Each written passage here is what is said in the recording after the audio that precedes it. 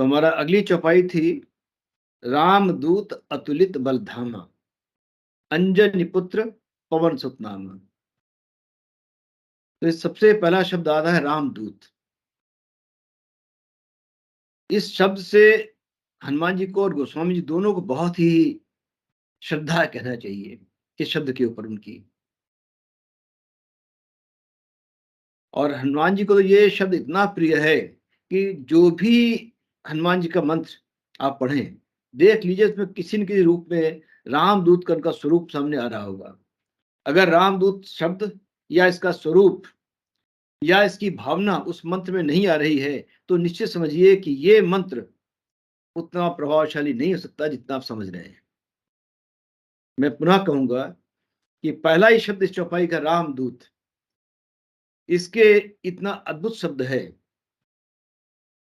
इतनी श्रद्धा है हनुमान जी की और गोस्वामी जी के शब्द के प्रति कि आप स्वयं देखेंगे जब भी कोई सिद्ध मंत्र मिलेगा हनुमान जी का, उसमें किसी न किसी रूप में या तो सीधा सीधा शब्द रामदूत आ रहा होगा, अन्यथा इसकी भावना आ रही होगी, या इसका स्वरूप किसी और तरीके से डाला गया होगा, अन्यथा वो मंत्र कभी भी हनुमान जी का सिद्ध मंत्र हो ही नहीं सकता। उनको प्रिय लगने वाला, उनको किसी प्रकार से भी प्रसन्न करने वाला मंत्र वो नहीं बन सकता है। अभी तो मैंने तो ऐसे अनुभव किया है। कारण है इसका कि दूत शब्द बड़ा ही अद्भुत शब्द है और इसमें दूत शब्द है, दू धातु से निष्पन्न होता है, अर्थ है गति। और आप जानते हैं गति के तीन अर्थ होते हैं, ज्ञान भी होता है, गमन होता है, प्राप्ति होती है। अब ज्ञान, जिसके माध्यम से ज्ञान प्राप्त हो जाए, ज्ञान का आदान प्रदान हो सके, वो दूत हुआ। जिसके माध्यम से कुछ प्राप्ति हो सके, वो दूत हुआ। तो रामदूत के अर्थ हुए जिनके माध्यम से राम का ज्ञान प्राप्त हो सके हमें, जिनके माध्यम से राम प्राप्त हो सके हमें, वो हुए रामदूत। साधारण शब्द तो ये होगा कि जो राम का संदेशा ले जाए, गमन के अर्थ में आ गया। लेकिन जो वास्तविक अर्थ है, जिनके माध्यम से राम का ज्ञान आप तक पहुंचे या जिनके माध्यम से आपको राम की प्राप्ति हो सके, वो हुए रामदूत। जिसका गूढ़ अर्थ है, सामान्य अर्थ होगा जो राम के दूत हैं, राम का संदेशा ला रहे हैं, ले जा रहे हैं। और प्राय लोग ही समझते हैं कि राम का संदेश लेके गए इसलिए रामदूत कहलाए। लेकिन वास्तविकता तो ये है कि वो राम का संदेश लेके नहीं गए थे, केवल सीता जी की खोज करने के लिए गए थे। ये तो समस्या आ गई तो विभीषण जी ने इनको दूत बना दिया कि संदेश लेकर आए हैं। और हनुमान जी ने हाथ के हाथ अपनी प्रत्युत्पन्न मति का प्रयोग करते हुए संदेशा सुना भी दिया कि भाई छोड़ दिए, ऐसा कर दिए। लेकिन इनको कार्य क्या दिया गया था? सीता जी की खोज करने का। और जहां मतलब इतना ही कहा था, सीता ही खोज कहो तुम्हारी, केवल इतना ही काम करके आ जाओ। जैसा मैंने पिछली बार कहा था, लेकिन वह जाते हुए उन्होंने देखा कि प्रकृति इनको कुछ और भी संदेश दे रही है, तो अपने कार्य का इसको बढ़ा लिया और कुछ और भी कर दिया। लेकिन रामदूत का जो गूढ़ अर्थ बनेगा कि राम का संदेश ले जाने वाला न हो करके ये होगा जिनके माध्यम से राम का ज्ञान आपको मिले और अल्टीमेटली जिनके माध्यम से आपको राम की प्राप्ति हो सके, वो होंगे रामदूत। तो पहला ही शब्द रामदूत। अगला अतुलित बलधामा। अतुलित का शब्द होता है इसकी किसी तुलना न हो सके। अब यहाँ पर पुनः प्रश्न उठता है कि उस युग में क्या हम कह सकते थे हनुमान जी की बल्कि तुलना किसी से नहीं हो सकती थी? ये उस युग राम स्वयं थे वहां पर, परशुराम भी थे जो राम दूसरे विष्णु के अवतार हैं, भरत जी भी थे जो विष्णु के अवतार हैं। तो उन सबके सामने अगर हम ये कहते हैं अतुलित बलधामा, तो क्या हनुमान जी अतुलित बल कहे जाएंगे? इसके लिए हमें हनुमान जी के व्यक्तित्व को समझना होगा कि वानर को ही क्यों चुना गया इस पूरे कार्य को संपादित करने के लिए।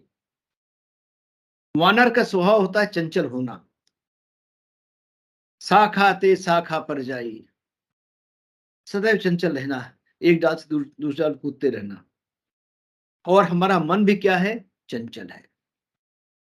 और ईश्वर की प्राप्ति कैसे होगी, जब मन की चंचलता समाप्त हो जाए। तो इसलिए हनुमान जी को माध्यम बनाया गया है। हनुमान जी है एकाग्र बुद्धि, फोकस्ड। तो एक संदेश मिलता है जीव को, सभी जीवों को, इस प्रकार से अपनी मन की चंचलता को समाप्त करके एकाग्र हो जाओ। मन का तो कार्य है आपको डिस्टर्ब करना। जब भी चेतना जागृत होती है, चेतना की संतान होती है बुद्धि, और बुद्धि की दो संतानें हो जाती हैं, एक तरफ मन और दूसरी ओर अहंकार। और मन के फर्द दो और संतानें बन जाती हैं, एक होता है मोह और दूसरी ओर अहंकार की आती है, एक संतान होती है मद।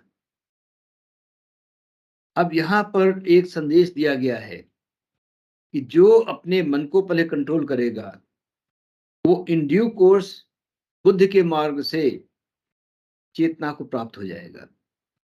लेकिन अगर मन की चंचलता समाप्त नहीं हुई तो मन जो कामना है वो रक्त बीज के समान कभी भी शांत होने वाली नहीं है।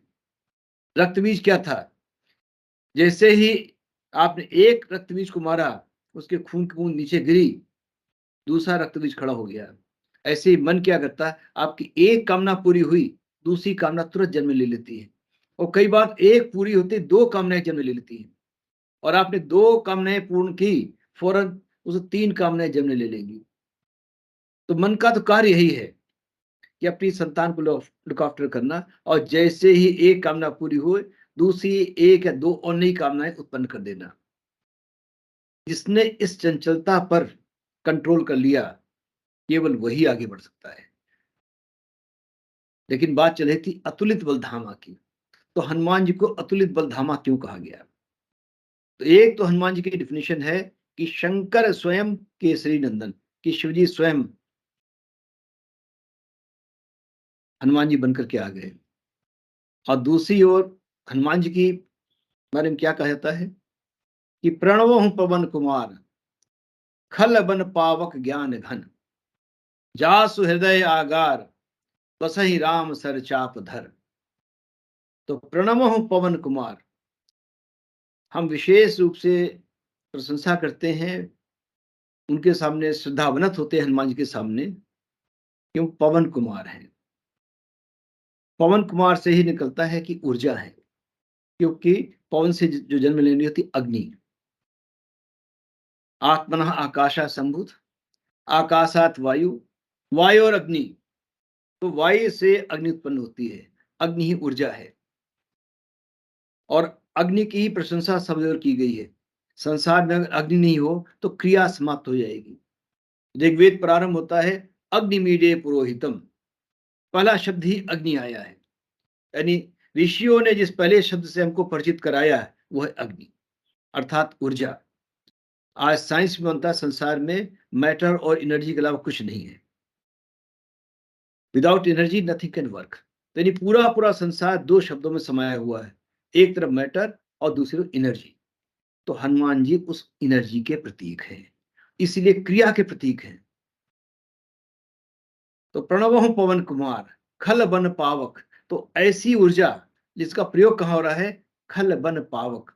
वो ऊर्जा है, अग्नि है, केवल दुष्टों के वनों को जलाने के लिए।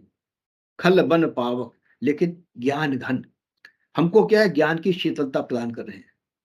जो साधुजन है उनके लिए ज्ञान की शीतलता है, ज्ञान देकर उनको शीतल कर रहे हैं। और जो दुष्ट है उनके लिए खल बन पावक।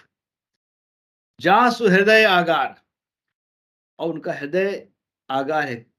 और उसमें कौन निवास करता है सदैव?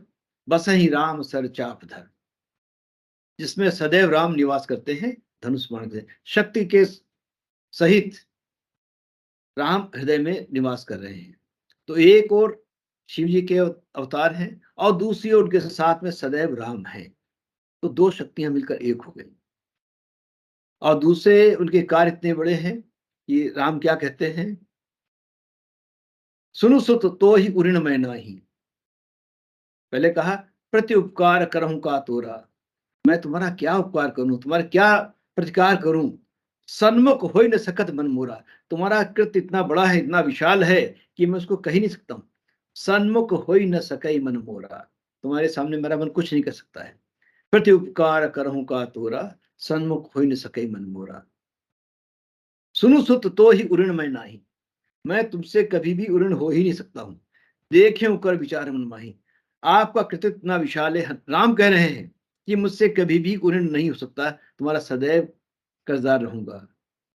बाबा तुलसीदास ने किसी अन्य ग्रंथ में, अभी मुझे याद नहीं रहा किसमें लिखा है, महानाटक के इसमें लिखा है कि कपि सेवा से भय कनोड़ू, कहा पवन सुताओ। कनोड़ू होता है बिल्कुल कर्जदार, दब जाना, उसके लाचार हो जाने के सामने। हनुमान जी के कर्तृत्व के सामने राम ने अपने बिल्कुल असहाय सा महसूस किया। कहा पवन सुताओ,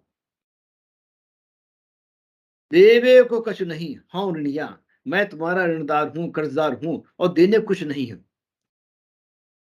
अधिकृत पत्र लिखाओ, अब तुमसे एक प्रोट लिखवा लो, साइन करा लो, मैं सदैव के लिए रहेगा रिकॉर्ड पर कि मैं तुमसे कभी उड़ नहीं सकता हूं, तुम्हारा कृतित्व इतना बड़ा है और देने को मुझे कुछ नहीं है, आजीवन तुम्हारा मैं कर्जदार रहूंगा। तो एक और शिव के अवतार, दूसरी ओर हृदय में राम का निवास, और इतना बड़ा कृतित्व कि राम स्वयं कहते हैं कि मैं स्वयं तो उससे उड़ नहीं सकता हूं। इसीलिए कहा गया महावीर बिनमहु हनुमाना, राम जासु जस आप बखाना। जिनके कार्य की प्रशंसा, जिनकी यश की प्रशंसा राम स्वयं करते हैं, बाकी छोड़ दीजिए।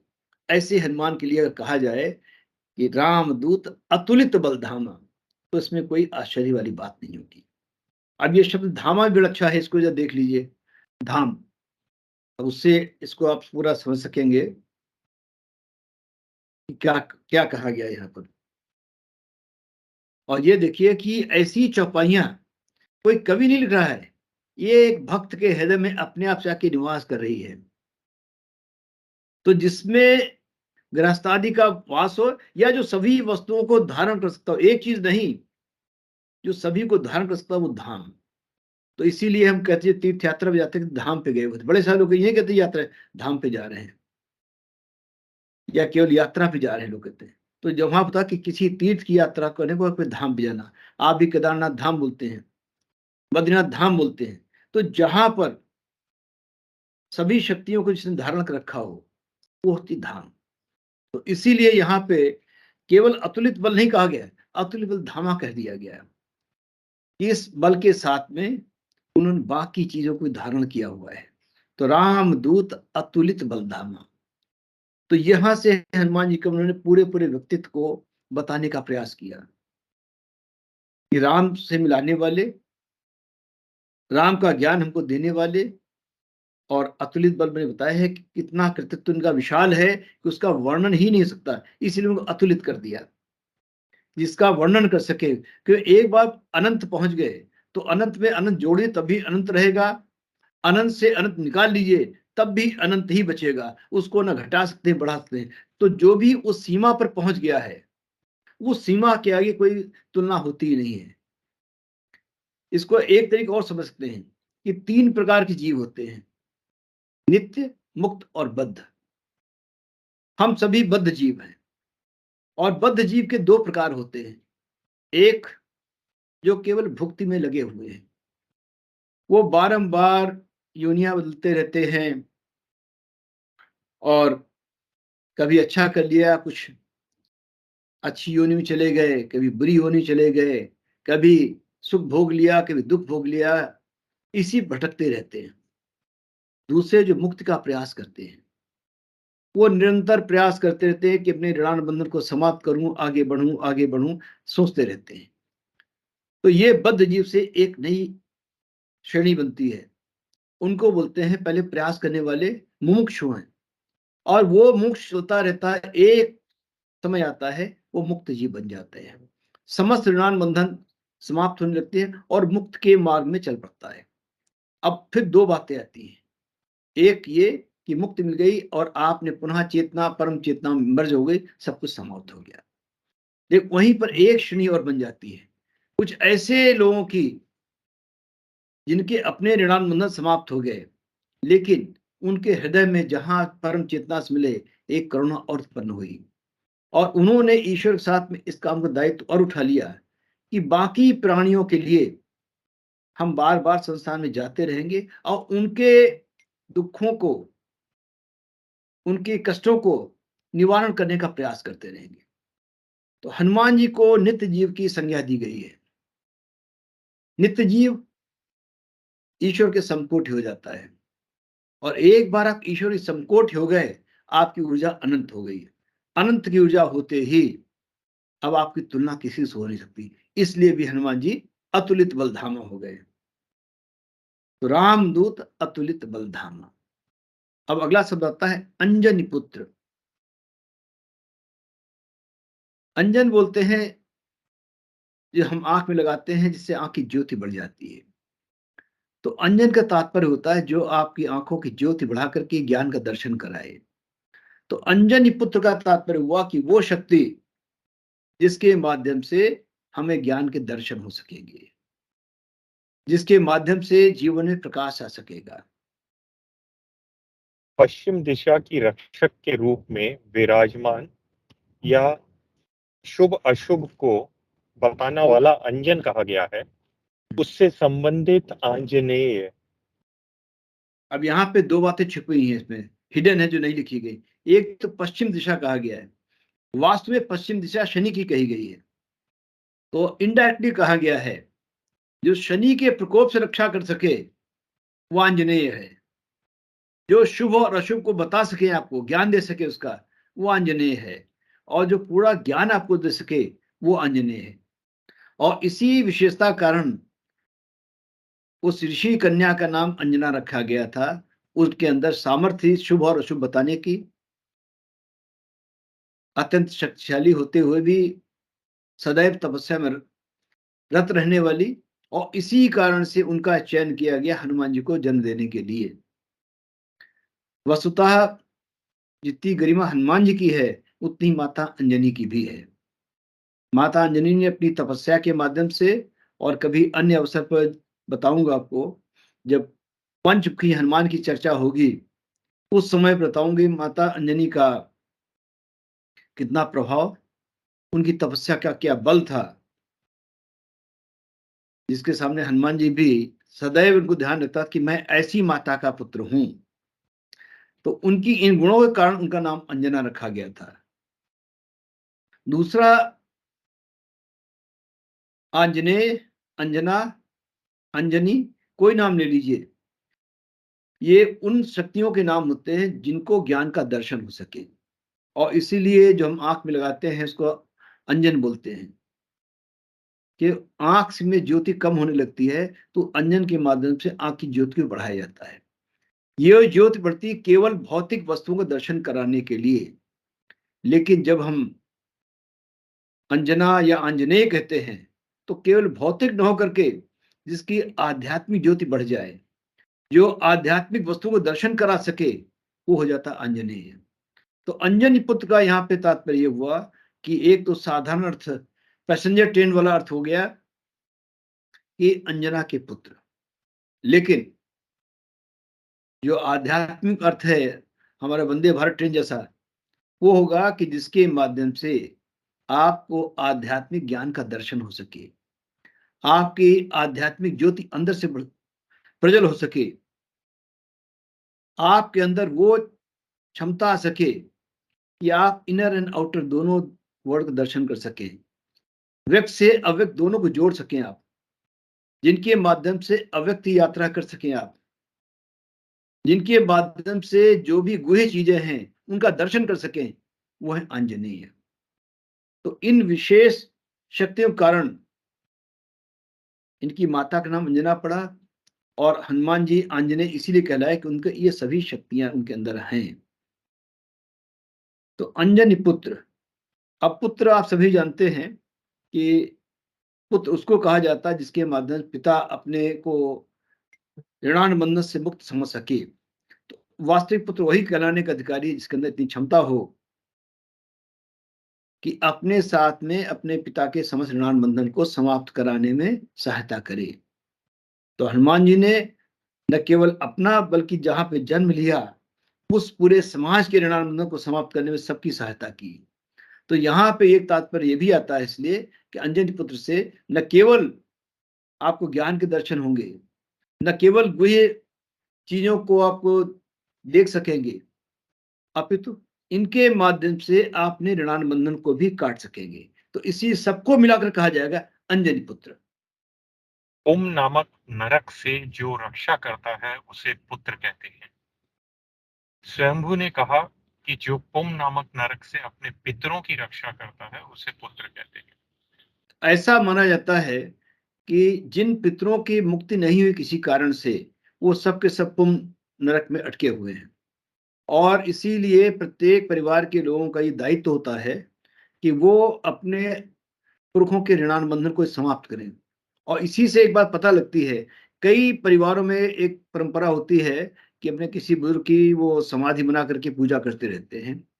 तो यहाँ पे ये बड़ा स्पष्ट कहा गया है कि पितरों में से केवल वो जिनका किसी कारण से या तो पुनर्जन्म नहीं हुआ या उद्धार नहीं हुआ, वो तो पुम नरक में पड़े हुए हैं। अन्यथा सब के सब या तो पुनर्जन्म प्राप्त कर चुके हैं या मोक्ष प्राप्त कर चुके हैं। तो तीन ही स्थितियां होती हैं हमारे पूर्वजों की। एक वो जो पुम नरक में अटके हुए किसी वजह से लंबी श्रृंखला में, एक वो जिनका कहीं पुनर्जन्म हो गया, और तीसरे वो जिनकी मुक्ति हो गई है। बीच में रुके रहने की कोई स्टेज नहीं है। और इसीलिए कृष्ण ने क्लियर कट कहा था कि आप इस परंपरा में कि एक भूत मानते हुए इनको पूजन करते रहते हैं, समाधि बना पूजन करते हैं, इसको बंद कर दें। तो जब भी किसी परिवार में आप जन्म लेते हैं तो उसके जो भी पूर्वज रहे होंगे, बड़ी लंबी श्रृंखला है, बड़ी लंबी, और उसमें कहीं न कहीं कोई न कोई पूर्वज अटका होगा किसी कारण से। वो अपना ऋणानुबंधन पूरा नहीं कर पाया। वो सब के सब पुम नरक में अटके हुए हैं। तो वहां से जो उनकी रक्षा कर सके, दैट मीन्स अगर आपने अपने परिवार के प्रति अपने कर्तव्यों का पालन किया, तो अपने उन पूर्वजों को, आप जैसे मान लिया आपसे कोई 100वीं पीढ़ी पहले कोई अटका हुआ कहीं पर है, 200 पीढ़ी पहले अटका हुआ है किसी कारण से भी, अब वो सभी के जीन्स आपके अंदर ट्रेवल कर रहे हैं। ये तो साइंस भी मानती है जीन्स ट्रेवल करते हैं। उन सभी के प्रति आपका एक दायित्व है। तो जब कभी भी आप धर्मानुकूल आचरण करते हैं, तो न केवल अपने पिता, आपके बाबा, दादा, परदादा, बल्कि उनसे भी आगे जितने लोग चले गए हैं, सभी के प्रति अपने दायित्व का निर्वहन करते हैं और उसके माध्यम से सबकी रक्षा करते हैं। तो इसीलिए कहा गया जो पुम नरक से अपने पितरों की रक्षा करता है, पिता की नहीं पितरों की रक्षा करता है, वो पुत्र कहलाता है। सुतः, ए सन, ए प्रिंस, ए डॉटर। प्रिंस भी हुआ, और बाय द वे डॉटर भी सुत को बोलते हैं। नामली अब सबसे सुता, नामली कहा था सुता, लेकिन आ लगा करके, लेकिन संस्कृत भाषा में पुत्री के लिए भी सुत शब्द का प्रयोग किया गया है। तो एक विशेष किस्म का हर्बल प्लांट होता है, उसको सुत बोलते हैं। और कोई एक्सट्रैक्शन होता, किसी चीज निकाला, एक्सट्रैक्ट किया जाए किसी चीज, कोई चीज को, उसको सुत बोलते हैं। तो इसीलिए मैंने कहा पवन सुत, ये जिसने पवन की पूरी ऊर्जा को एक्सट्रैक्ट कर लिया हो, वो बना पवन सुत। टू बियर और ब्रिंग फोर्थ। सामने लाना, बियर करना, वो भी ठीक बात आ गई इसमें। अगला और भी इंपॉर्टेंट है, पवन सुत नामा, आपको पवन सुत की संज्ञा भी दी गई है। और जैसे मैंने कहा कि पवन अपने आप होता है जो जिसके अंदर पवित्र करने की क्षमता हो। एक तो इसका अर्थ ही होता है कि जिसके अंदर भी पवित्र करने की क्षमता हो, वही पवन होती है। लगातार जिसमें गमन करने की क्षमता हो और पवित्र करने की क्षमता हो। और ऐसे सुत, सुत के भी दो अर्थ होते हैं। एक तो लिटरल मीनिंग वही जो पुत्र होता है, दूसरा जो उस चीज के साथ जोड़ा जाए, उसका पूरा सार निकाल करके, निचोड़ कर सामने रख सके, वो भी सुत होता है। तो यहाँ दो अर्थ होंगे। लिटरल मीनिंग बनेगी पवन के पुत्र, और दूसरा गूढ़ अर्थ बनेगा जिसके माध्यम से पवन की पूरी पूरी ऊर्जा जो है निकल के सामने आ सके, या जिसने पवन की पूरी ऊर्जा अपने अंदर आत्मसात कर रखी होगी। तो लिटरल मीनिंग से हुआ पवन सुत मीन्स अग्नि, स्वयं ऊर्जा। और दूसरा की अपनी ऊर्जा तो हो ही गई अग्नि के रूप में, साथ में वायु की भी जितनी ऊर्जा वो भी आत्मसात कर ली हो, तो ऐसे व्यक्ति को कहेंगे कि पवन सुत। तो इस प्रकार देखेंगे इस पूरी चौपाई में हनुमान जी की वो अतीन्द्रिय शक्तियों का जिक्र किया गया है जो बाकी चौपाई में संभवता नहीं है। एक तो रामदूत के रूप में और अतुलित बलधामा के माध्यम से, अंजनी पुत्र और पवन सुत कह करके तो उन्होंने सबको ही इसमें आत्मसात कर लिया कि समस्त प्रकार की ऊर्जाओं के शक्तियों के केंद्र बन गए पवन सुत नामा। तो इस प्रकार से टोटल बना रामदूत, अतुलित बलधामा, अंजनी पुत्र, पवन सुत नामा। अर्थात अगर आप हनुमान जी पे ध्यान लगाते हैं तो आपकी शक्तियों में वृद्धि होगी, ऊर्जावान बनेंगे और ज्ञानवान भी। प्राय देखा गया इसके अंदर बहुत शक्ति है, वो कहीं न कहीं पर से जो है ज्ञान के माध्यम से कमजोर पड़ जाता है। हनुमान जैसे हैं कि ज्ञानियों में सबसे एक है, ज्ञानी नामक ग्रहण्यम, यानी ज्ञानियों में अग्रण्य है, और दूसरी ओर अतुल्य बलधामा भी है। ऐसा संगम प्राय देखने नहीं मिलता संसार में। जो अतुलित बल वाला है तो अतुल्य ज्ञानशाली हो, ऐसा बहुत कम होता है। लेकिन हनुमान जी के माध्यम से दोनों का ही समायोजन हो रहा है। तो इसलिए एक यहाँ पे संकेत मिलता है, अगर आप ऊर्जावान भी होना चाहते हैं और साथ ही साथ ज्ञानवान भी होना चाहते हैं तो हनुमान जी के भक्ति से अच्छा कोई साधन है ही नहीं।